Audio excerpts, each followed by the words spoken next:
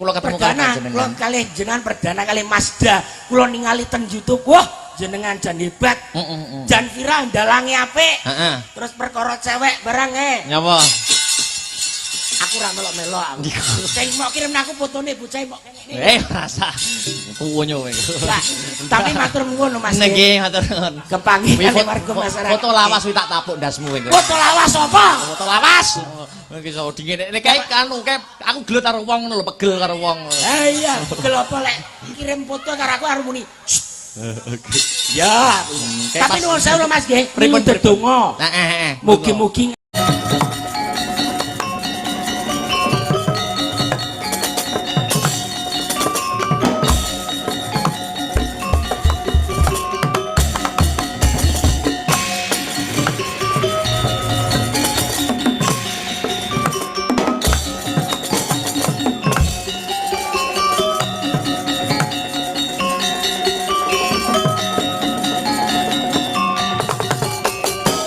aglar neng paseban jaba pindara bengkang samudra obra busana ning adya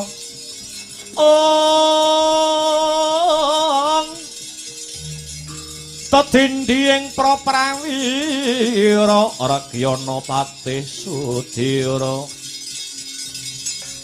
didem kang sami sumewa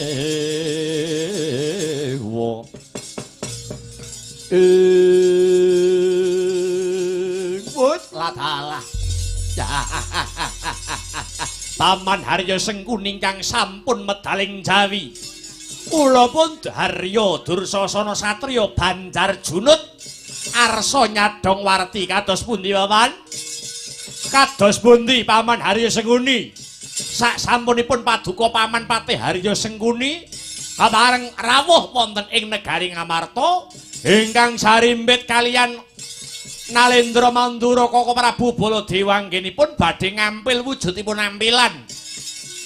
Nuwun inggih menika jimat jamus Kalimasada minangka dados waluyanipun kahananipun negari Ngastina. Nuwun inggih kados pundi Paman?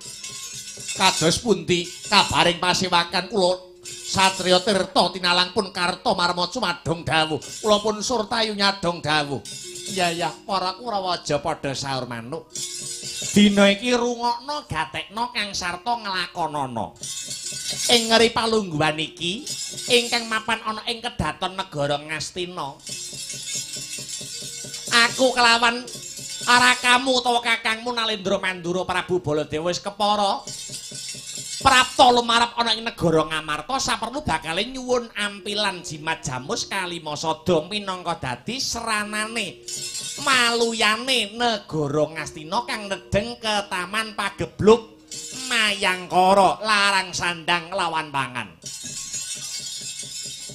Rembukan durung rampung ana bapak anglayoni jujul Hanusuli ya kuwi tekane wong pidak pedaraan kiri munggah bale gedibal 17 wong loro saudon telu saurupan Petruk kantong bolong kelawan adine ya kuwi si Bagong perlune Petruk kelawan Bagong ora ana liya ya kuwi madha karep kelawan kekarepane wong-wong Ngastina Petruk kelawan si Bagong bakal nyilih ya kuwi wujude jimat jamus Kalimasada kagem napa man kanggo gegayuhane bapakne Petruk lan bapakne Bagong ya kuwi Kyai Semar Badranaya anggone duweni gegayuhan bakale mbangun kahyangan Kyai Semar badhe mbangun kahyangan ya pancen kaya mengkono Dur iki janjane ora tinemu ing akal ing atase Semar ki sapa ta Semar ki wong kere Semar ki wong melarat kok arepe mbangun kayangan nggawe sarana nyilih jimat jamus Kalimasada iki wis cetha ngeglo kang tanpa warana yen Semar Badranaya pancene jarak perkara karo wong-wong negara Ngastina. Rembukan durung rampung ing antaraning Petruk kantong bolong kelawan anak Prabu Puntadewa iki mau kakangmu Nalendra Mandura Prabu Baladewa duka sing dadi penggalihe. Abang Branang sing dadi pasuryane. Petruk diunek-unekke nganti entek amek kurang golek. Ning tinemune jebul Petruk maneni. Petruk maneni Sinun Mandura Prabu Baladewa. Mbah sapa sing ndekengi Petruk? Pun paman ya ora ngerti. Lajeng kersa paduka kados pundi paman? Iki mangkene ya, Dir. Cekak cukupe dina iki sing dadi pepalang ora ana liya kejaba mung Petruk kantong bolong awit wis wani madha karep anggone bakal nyilih pusaka Ngamarta kang aran Jimat Jamus Kalimasada. Mula dina iki Kurawa padha manunggala. Petruk luwih dhisik dirangket tangane srimpung sikile babaten gulune. Yen Petruk wis tumekaning pati, tak kira luwih gampang Jimat Jamus Kalimasada diregem dening para Kurawa. Kang sarta iki mengkup Ngastina bakale antuk pepadang ya kuwi Wanuya Jati, Jati Temah Nirmala, pagebluk Mayangkara. Kang anyandang ana ing negara Ngastina bakale enggal bisa rampung. Mekaten paman, ya pancen kaya mangkono. Muga-muga antuk pangasih saka Gusti Kang Maha Asih. Bambang Swatama kula wonten dawuh paman. Kaya adat saben ya kuluk. Pisan dandan kaping pindho mlumpuk, kaping telu kabodolake. Surak siaga aja nganti ana kang kecicir. Janji ketemu Petruk kantong bolong rasah dadak kesuwen. Rangket dadekke bandan enggal rampungi sing dadi nyawane. Lho niki ngestaken dawuh. Awit ya mung Petruk sing dadi klilip tumrap negara Ngastina anggone bakal antuk tombo. Lho niki trawaca dawuh pangandika paduka Paman Patiharya Sengguni kang putra pun Swatama Arsa madhal pasilat. Ya aja kaya bocah cilik sing dadi lakumu Swatama. Umreh kang bala lumares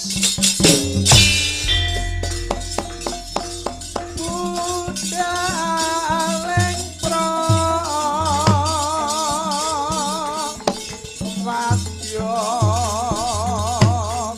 kuswa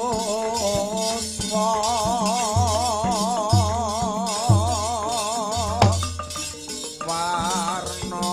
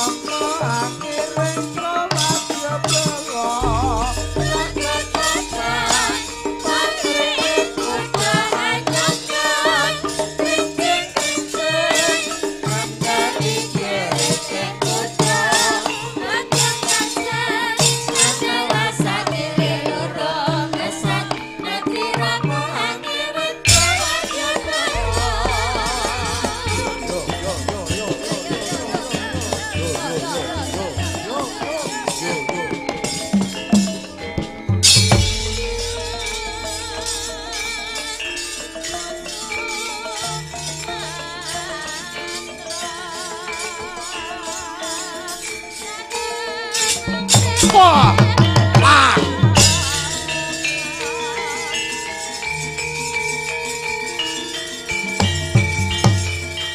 Hei!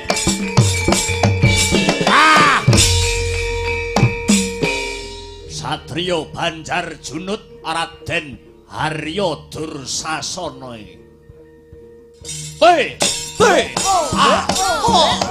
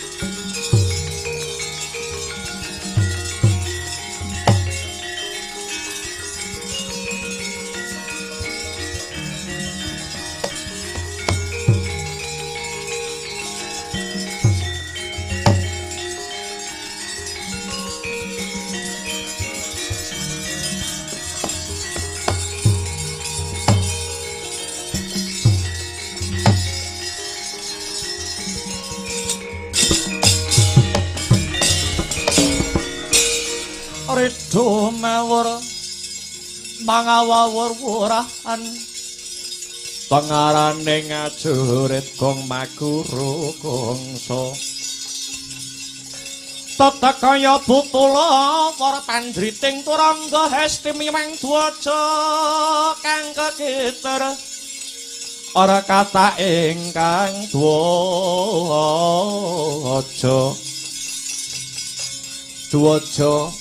lelayu sehabit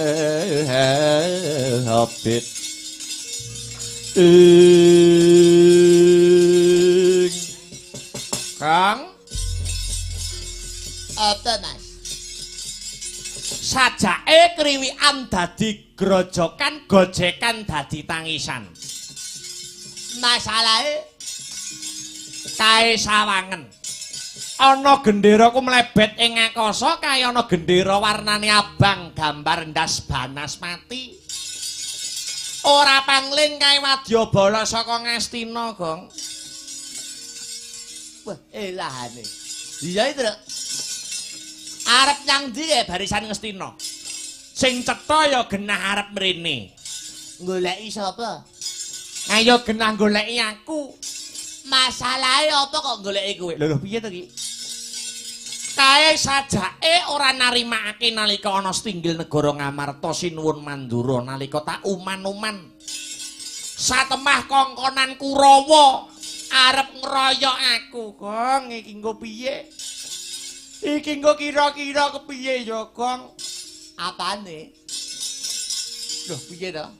Arep sektiya kaya ngapa yen wong siji musuh wong pirang-pirang mesti bakale kentekan tenaga, ya ta? Wakasane aku iki mengko sisip sembire luput katuranggane mesti bakale mati. Yen aku mati piye, Gong? Ayo dikubur. Kekne Mudin. Mudine mumpung ning kene. Kowe iki mbok yo menehi solusi ngono lho. Lah nyatane arep piye? Musik kaya ngene iki aku malih kelingan. Kelingan wong Kendali Sada utawa pertapan Kundalini sing jenenge Begawan Anoman. Anoman. Iya. Anoman biyen ki nate kandha nyang aku, Truk. Besok yen aku mulya aja kuwatir, aku ora bakal lali karo lelabuhan. Heeh. Iya. Saking gedene lelabuhane Petruk marang aku, Truk Seksenana. Sok sawanci-wanci kowe kapengkok ing Pancabaya, aku sing bakal mbelani karo kowe. Engko kepepet-pepete kowe arep dipateni wong pirang-pirang, kowe ora susah nyeluk aku bakale teko dhewe. Sing ngomong ngono kuwi sapa? Anoman. Lah nyatane endi saiki, Truk? Lah ya kuwi, nek nggur janji akeh tunggale. Nang sing penting kuwi bukti lan nyatane ngerti aku dihapusi Anoman kaya ngene. Wah, biyen jaman cilikane Anoman pas isih dadi munyuk, gecek diase Anoman. Sapa? Anoman. Rumangsane apa? Kamangka Anoman ki wujude pendhita. Anoman kuwi wujude Brahmana madheg pendhita mapan ana ing pertapan Kendali Sada ya ana ing pertapan Kundalini. Sipating pendhita kuwi lati lan pakarti kudu nyawiji. Yen iya ya iya, yen kandha ora ya ora. Ngerti Anoman ngono nalika jaman semono. Nalika jaman isih kethek cilik lak gecek diase tenan. Sapa kuwi? Anoman. Mbok dadi menungsa ki mbok aja kakean ngrasani. Becik mulat sarira angrasa wani. Hanyelok pegelok. Tanpa lelabuhane Petruk Anoman ora iso sukses kaya saiki. Isane kok nggur nyangkem ae. Jaman semono ku nalika ngerti kaya ngene kahanane jaman sik kethek cilik tak gecek ndas lak deplok cengele tenan. Sapa? Anoman. Yo ya ampun. Urmangsane apa? Ki lho, Petruk arep dikeroyok wong pirang-pirang. Petruk arep dikeroyok para Kurawa. Sembah sungkem pangabekti kula katur Ndara. Ya wis tak tampa Bagong. Aduh picek tenan iki. Petruk picek tenan. SPD.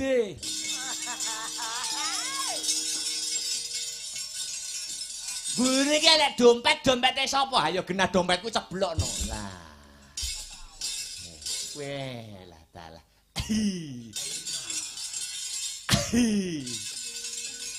Truk. Dalem Truk. wonten dawuh. Rene. Kowe yo ora ngomongi aku. Lah aku wis ngomong kok sembah sungkem bekti kula katur tak kira nyembah nang aku. Padha kirene sembah-sembahan. Ora ngomongi aku ngene iki. Wonten dawuh, Ndara. Wong model kaya kowe ngono kuwi besok nek mati sisip sembire luput katuranggane wong modelan kaya kowe iki nek sok nek mati bosok ora wurung cangkeme sik. Lho sebabe Ngrasani karo aku. kula mung nagih kalih janji jenengan. Janjiku jaman biyen Nggih, napa paduka lepya napa paduka supe kalih janjine Anoman jaman kepungkur nalika isih diopeni kalih Petruk. Truk gandeng wis gedhe labanmu manang Anoman sok lamun Petruk kapeka ing Pancabaya arep dikeroyok wong pirang-pirang Anoman sing bakal bantu rasa nyeluk Anoman bakal teko dhewe. Kula kinten paduka mboten kula kinten paduka supe kalian janji paduka. nyatane aku tekan rene. Aku krasa Petruk arep dikeroyok karo sangganing para Kurawa. Nggih. Perkarane Rebutan jimat Jamus Kalimasada. Sinuwun Mandura Prabu Baladewa badhe ngampil Jamus Kalimasada damel waluyane negari Ngastina. Kula inggih badhe ngampil jimat Jamus Kalimasada awit kula dikongkon kalih Bapak Semar Badranaya. Minangka syarat sarana Bapak Semar anggenipun badhe mbangun kahyangan. iya, lamun Kyai Semar Badranaya duweni gegayuhan kang apik, duweni gegayuhan kang becik bakal bangun kayangan, Anoman bakal jumangkah, Anoman bakal kumerembyah, Anoman ora mung mangku tangan. Lho lajeng Kurawa tak tandangane. serius niki? Iya. Wah, matur nuwun. Jenengan kok ya jek eling kalih kula. Iya, tak ewangane. Ning kowe aja lunga saka papan kene. Nggih, mboten. Kula mboten lunga saking papan mriki. Nek perkarane kula kalih Prabu Baladewa. Jane sing bermasalah nggih kula kalih Prabu Baladewa. Ning kriwikan dadi grojokan, gojekan dadi tangisan. Baladewa ngetokke Kurawa sing semono akehe. Mangke menawi para Kurawa kasembatan paduka unduraken sinuwun Mandura Prabu Baladewa sing ngadepi Ben Petruk. Mangkono Petruk. Nggih. Ya. Yen pancen mangkono sumene sak watara tandangane kaya ngapa tandang krigane para Kurawa Petruk. Nggih, Matur nuwun Ndara. Anoman malumpat sampun prapeng witing naga sari.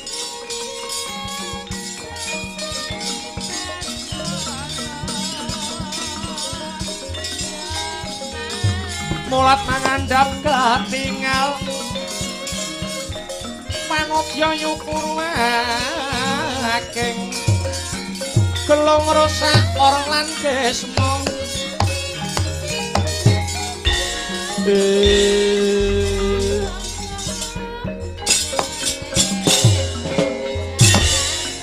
Ayo nonton dong. Ayo.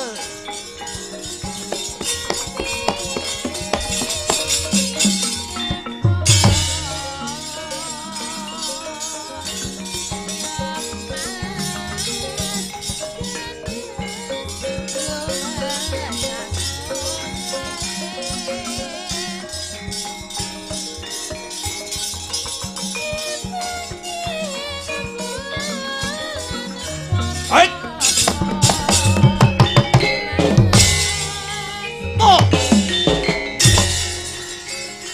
Tuh, Edian. Awas. Hi.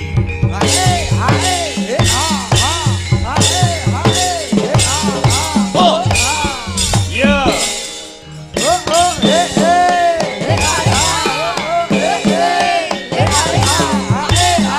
Oh. Hei.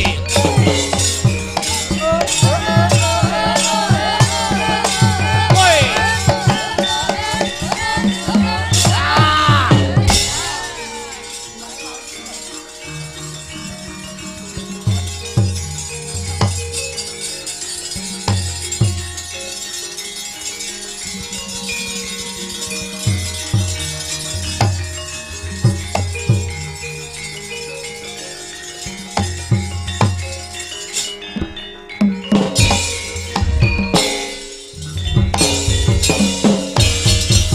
Pandhedhel gayung gekono Risang Rama Ndaya Patyana Yaksa Gungkang Prama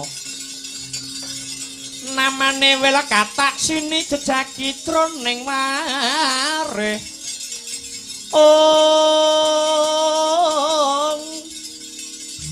mbadha kolam tanpa tuwuk mina-mina Drajaladri mila gugu saben ari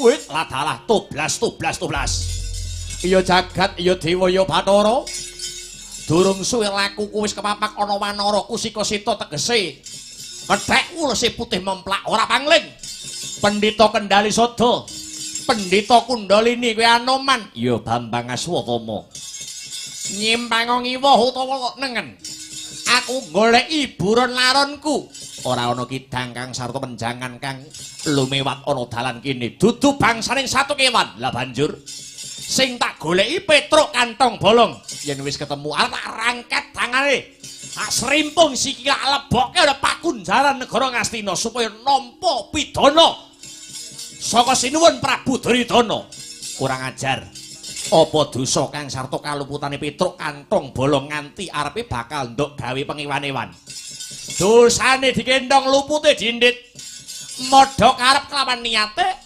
sinuwun Mandura Prabu Baladewa anggone dinuta kelawan sinuwuning Ngastina anggone duwe gegayuhan kepengin nyilih wujude jimat Jamus Kalimasada dikembari kelawan gegayuhane Petruk uga bakale nyilih wujude jimat Jamus Kalimasada kanggo bapake Semar Badranaya anggone duweni gegayuhan bakale mbangun kahyangan ora susah goleki sing ora ana Anoman sing dadi mungsuhmu edan-edanan belani karo Petruk mbok arane belani ya kena-kena wae ora susah melu cering boloten kebo latengen suminggira Anoman yen isih kepengin dawa sing dari umurmu yen isih kepengin nyawang soroting rembulan kang sarta ngebut legining kula ora bakal bali saka papan kene yen Kurawa durung sumingkir saka negara Ngamarta wani karo Bambang Swatama entek wedine kariwanine bagus lekan golek momongan puk bunuk golek pacangan merangi tata anggrajawu leno kaprayitnan lair kelawan biatin tebiada tau melengsati gamelak gurone biatangmu sing ngono oh waya oi Ika Mike Hai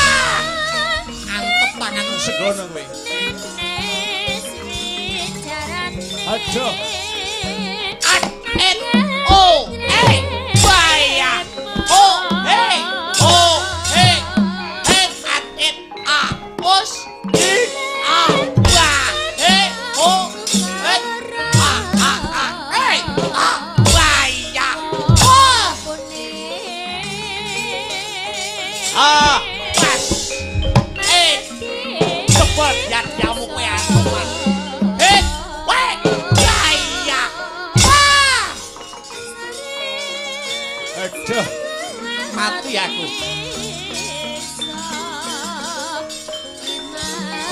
Oh, ah.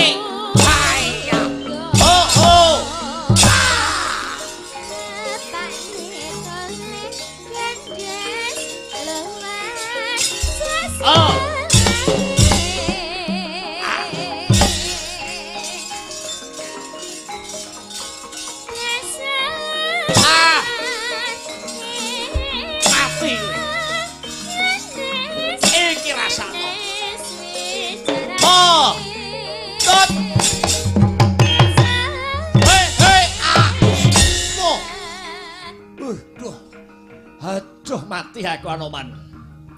Hi, oi. Oh, loh. Ais. Oh. Waduh.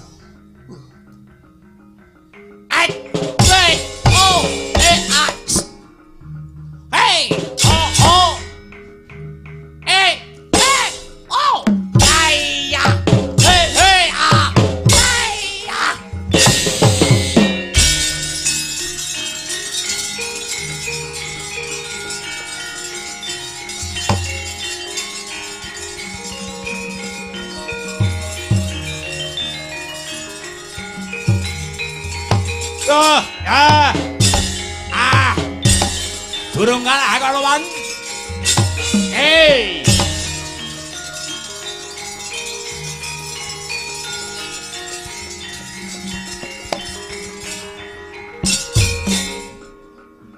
Hei.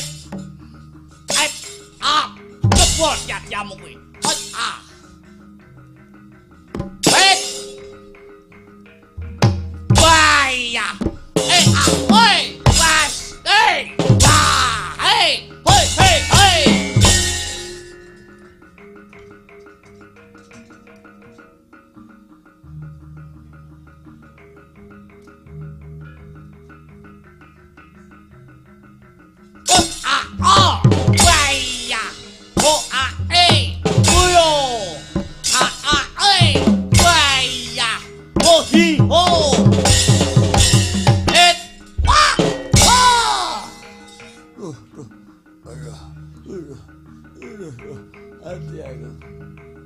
Ayo.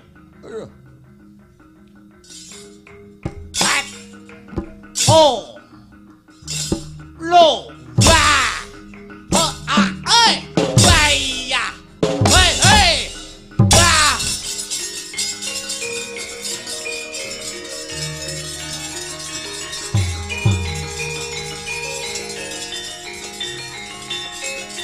Oh.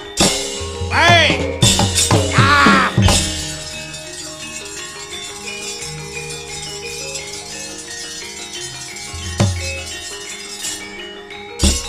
Pupuh goto remuk balungmu cobanen ya.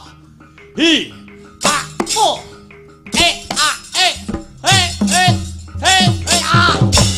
Raminggat bosok tenan kowe.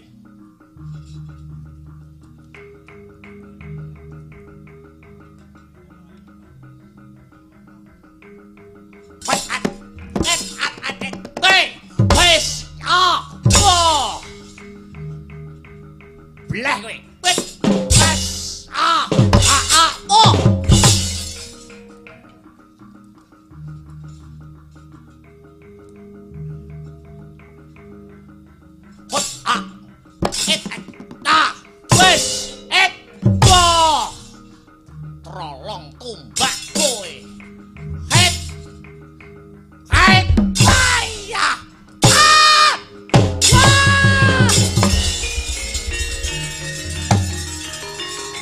Ayo.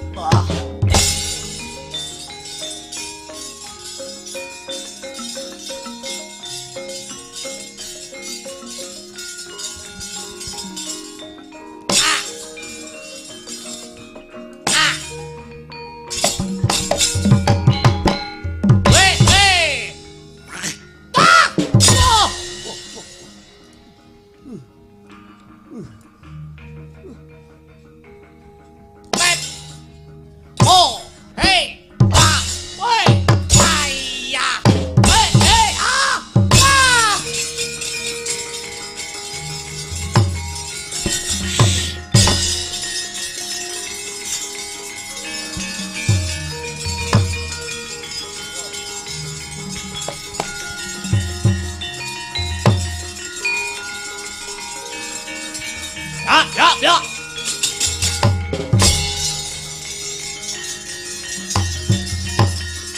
Oh.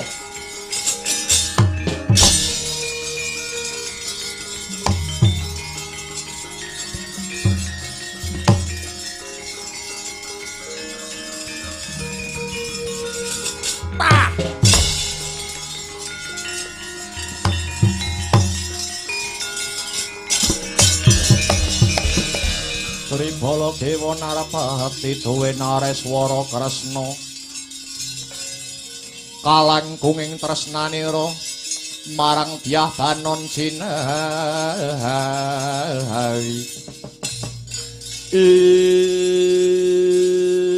sajake Petruk wis bosen ngemut legining kula jeleh nyawang soroting Basanta wani ngadhepi Nalendra Mandura Prabu Baladewa sing kula waneni dudu Prabu Baladewane ning sing kula waneni tumindak paduka ingkang suwenang-wenang. Ora nyawang wong pangkat apa wong melarat yen sing ngajeni sak padane urip, Petruk ya bakal ngajeni. Ning yen sugiya njara langit karo wong cilik kok sewiyah-wiyah, Petruk ora bakal mundur. Kowe ora wedi mati musuh tanding lawan Nalendra Mandura Prabu Baladewa lho mati uripe menungsa menika pinurba dening panguwasaning zat ingkang murwing zat siji mesti loro jodho telu wahyu papat derajat pangkat lima donya menika sampun kapurba dening Gusti ingkang Maha Nasa. Petruk ora bakal wedi mati merga bengi niki lakone dudu patine Petruk lho edan-edanan clometan tibane Kyai Nenggala jengkelang kuandau biaksa telek Petruk kantung polok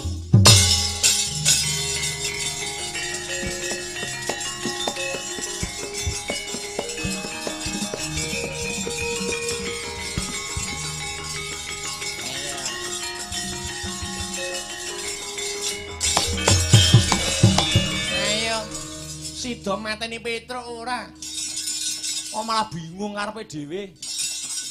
Bajiret iki nenggalaku endi? Mau ketok tak cangking. Alah, genah ceblok ning dalan kuwi. Ora ana Nenggala Lugara sing bakal ngilang nyawamu Petruk.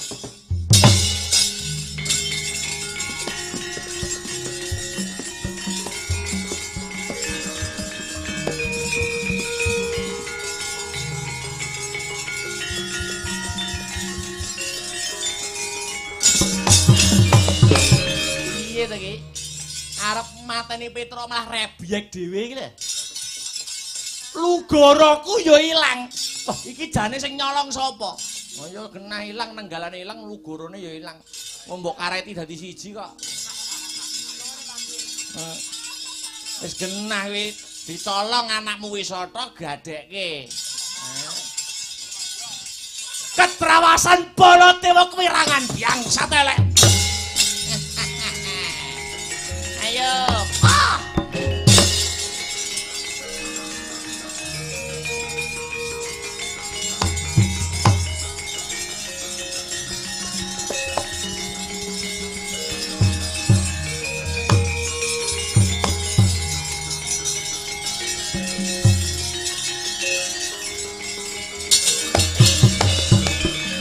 Bima wang kunta kumpul patan gedhe sayang gongkoro kapaniro mupat habit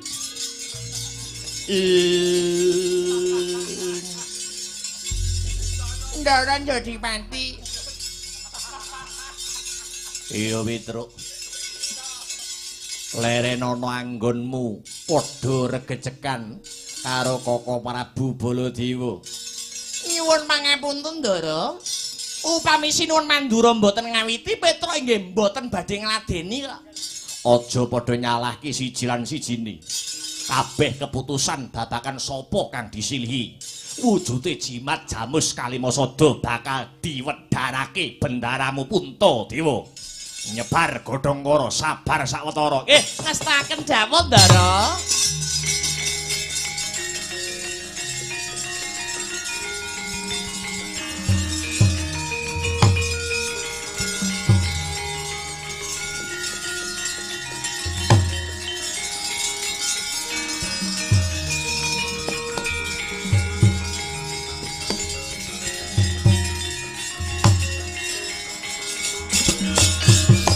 tan samar pamoring suksma sinukmaya winahya ing hasepi sinimpen telenging kalbu kados pundi cetanipun Ndara? Ndara sinuwun Prabu Puntadewa. Petruk Sabubare panjenenganing Suntapa Brata maladihening mring Gusti ingkang Maha Wikan ana wangsit kang ndak tampa, wangsit mau awujud pitukon utawa syarat. Maknanipun kados pundi lho sinuwun? Ora ngembungake kuwi lan Koko Prabu Baladewa. Sapa wae bakal ndak ambili wujude jimat jamus Kalimasada. Lamun to bisa mujuti syarat ya kuwi wujude kembang kang aran Sekar Jati Wasesa. Sekar Jati Wasesa kapara nyata. Lho niki menawi makaten kalilan Petruk nyuwun pamit badhe wangsul wonten Karang Kadempel. Sak perlu matur dhateng Kanjeng Rama Semar babagan syarat wujudipun Sekar Jati Wasesa. Kula wau sinuwun ya sing ati-ati lakumu Petruk.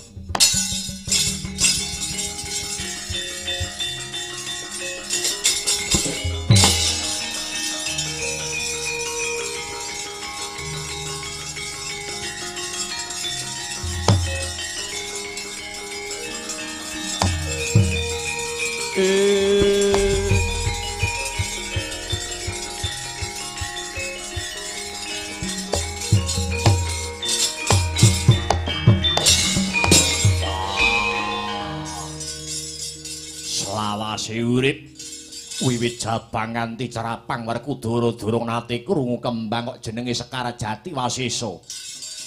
Nyatane wangsit kang tak tampa mangkono Yayi. Wis ayo enggal bali ana praja.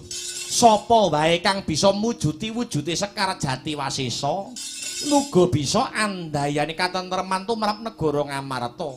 Sarta dadi pancatan timbuling Yayi Janaka kang sawetara suwe murca saka negara Ngamarta ngestokke dawuh marep kakangku.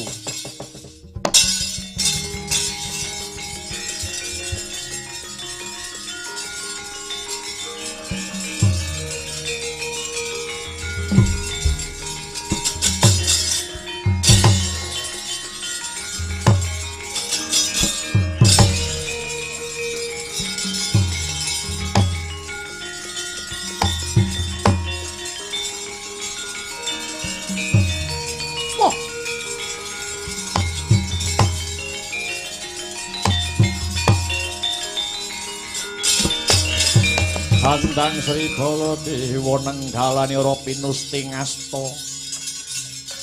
mungguing rengganing swantuna